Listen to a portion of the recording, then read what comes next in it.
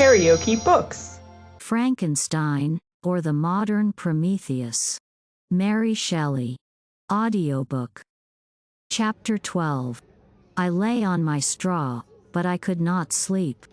I thought of the occurrences of the day. What chiefly struck me was the gentle manners of these people, and I longed to join them, but dared not.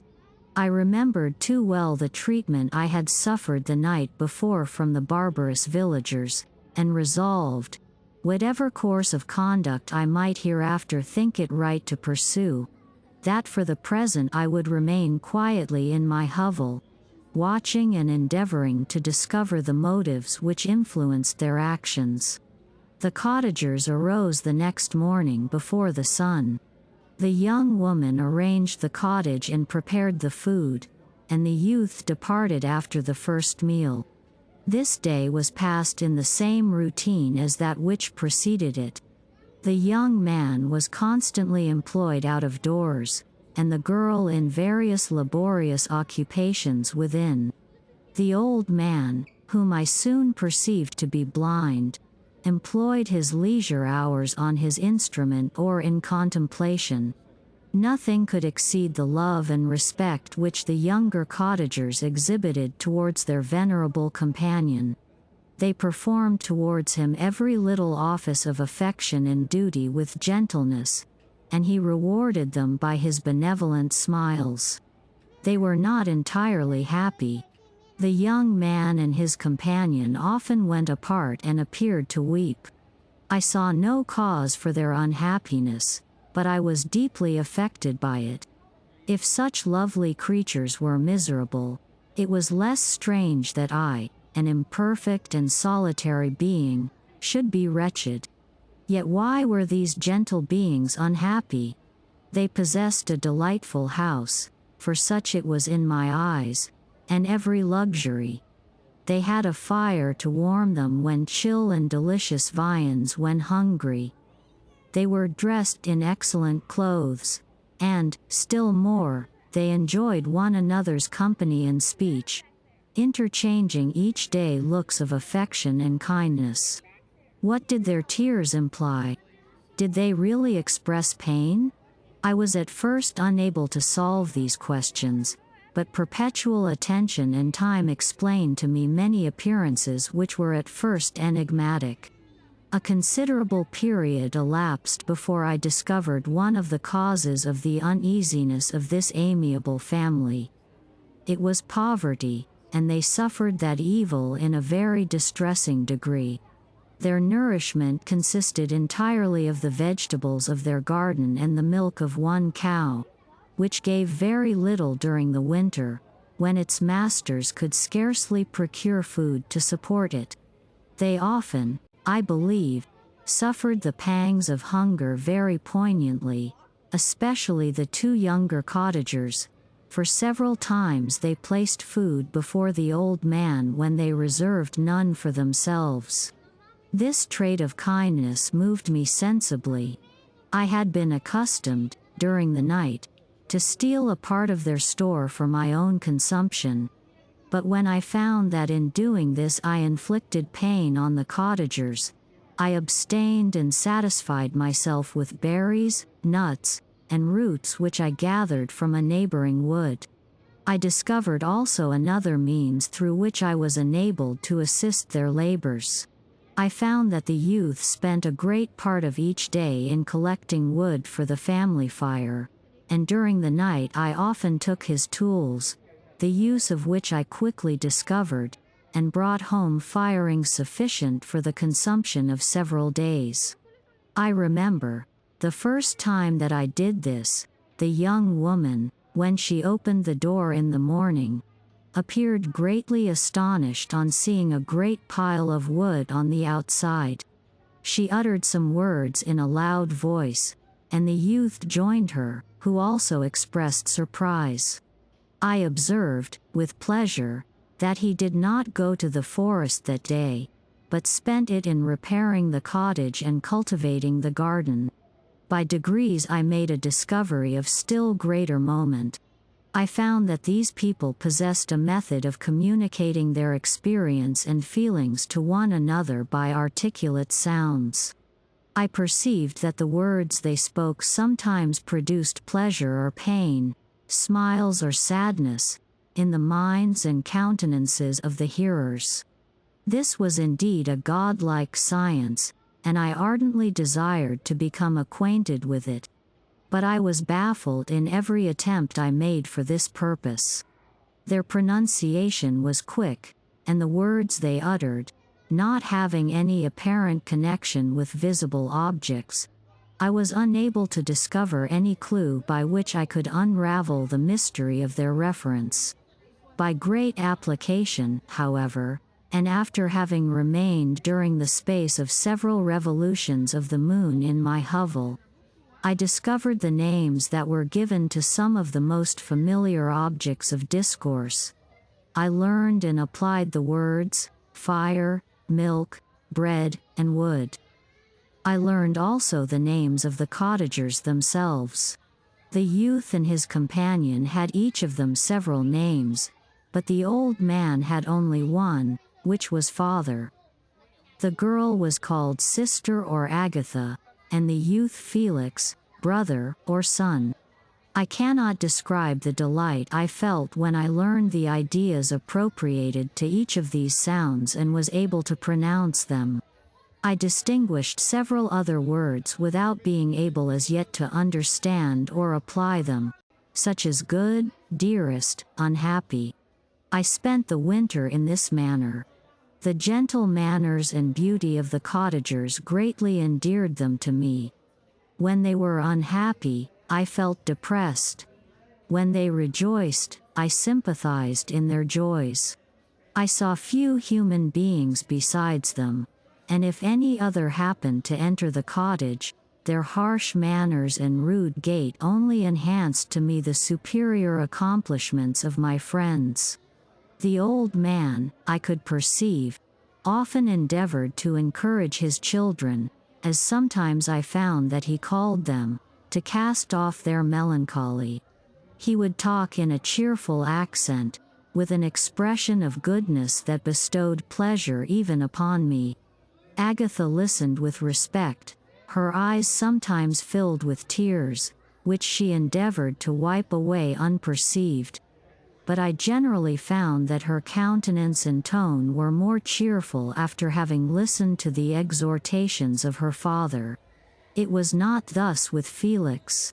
He was always the saddest of the group, and even to my unpracticed senses, he appeared to have suffered more deeply than his friends. But if his countenance was more sorrowful, his voice was more cheerful than that of his sister, especially when he addressed the old man. I could mention innumerable instances which, although slight, marked the dispositions of these amiable cottagers. In the midst of poverty and want, Felix carried with pleasure to his sister the first little white flower that peeped out from beneath the snowy ground. Early in the morning, before she had risen, he cleared away the snow that obstructed her path to the milk house, drew water from the well, and brought the wood from the outhouse, where, to his perpetual astonishment, he found his store always replenished by an invisible hand. In the day, I believe, he worked sometimes for a neighboring farmer, because he often went forth and did not return until dinner, yet brought no wood with him. At other times he worked in the garden, but as there was little to do in the frosty season, he read to the old man and Agatha. This reading had puzzled me extremely at first, but by degrees I discovered that he uttered many of the same sounds when he read as when he talked. I conjectured, therefore, that he found on the paper signs for speech which he understood, and I ardently longed to comprehend these also. But how was that possible when I did not even understand the sounds for which they stood as signs? I improved, however, sensibly in this science, but not sufficiently to follow up any kind of conversation, although I applied my whole mind to the endeavor, for I easily perceived that, although I eagerly longed to discover myself to the cottagers, I ought not to make the attempt until I had first become master of their language, which knowledge might enable me to make them overlook the deformity of my figure, for with this also the contrast perpetually presented to my eyes had made me acquainted. I had admired the perfect forms of my cottagers, their grace, beauty, and delicate complexions. But how was I terrified when I viewed myself in a transparent pool. At first I started back, unable to believe that it was indeed I who was reflected in the mirror. And when I became fully convinced that I was in reality the monster that I am, I was filled with the bitterest sensations of despondence and mortification. Alas! I did not yet entirely know the fatal effects of this miserable deformity. As the sun became warmer and the light of day longer, the snow vanished, and I beheld the bare trees and the black earth. From this time Felix was more employed, and the heart-moving indications of impending famine disappeared. Their food, as I afterwards found, was coarse, but it was wholesome, and they procured a sufficiency of it. Several new kinds of plants sprang up in the garden, which they dressed, and these signs of comfort increased daily as the season advanced. The old man, leaning on his son, walked each day at noon, when it did not rain, as I found it was called when the heavens poured forth its waters. This frequently took place, but a high wind quickly dried the earth, and the season became far more pleasant than it had been. My mode of life in my hovel was uniform. During the morning I attended the motions of the cottagers, and when they were dispersed in various occupations, I slept. The remainder of the day was spent in observing my friends. When they had retired to rest, if there was any moon or the night was starlight, I went into the woods and collected my own food and fuel for the cottage. When I returned, as often as it was necessary, I cleared their path from the snow and performed those offices that I had seen done by Felix. I afterwards found that these labors, performed by an invisible hand, greatly astonished them, and once or twice I heard them, on these occasions, utter the words good spirit, wonderful. But I did not then understand the signification of these terms. My thoughts now became more active, and I longed to discover the motives and feelings of these lovely creatures. I was inquisitive to know why Felix appeared so miserable and Agatha so sad. I thought, foolish wretch, that it might be in my power to restore happiness to these deserving people. When I slept or was absent, the forms of the venerable blind father, the gentle Agatha, and the excellent Felix flitted before me. I looked upon them as superior beings who would be the arbiters of my future destiny. I formed in my imagination 1,000 pictures of presenting myself to them, and their reception of me. I imagined that they would be disgusted, until, by my gentle demeanor and conciliating words, I should first win their favor and afterwards their love. These thoughts exhilarated me and led me to apply with fresh ardor to the acquiring the art of language. My organs were indeed harsh, but supple, and although my voice was very unlike the soft music of their tones, yet I pronounced such words as I understood with tolerable ease. It was as the ass and the lap dog. Yet surely the gentle ass whose intentions were affectionate, although his manners were rude, deserved better treatment than blows and execration. The pleasant showers and genial warmth of spring greatly altered the aspect of the earth. Men who before this change seemed to have been hid in caves dispersed themselves and were employed in various arts of cultivation. The birds sang in more cheerful notes, and the leaves began to bud forth on the trees. Happy, happy earth! Fit habitation for gods, which, so short a time before, was bleak, damp, and unwholesome.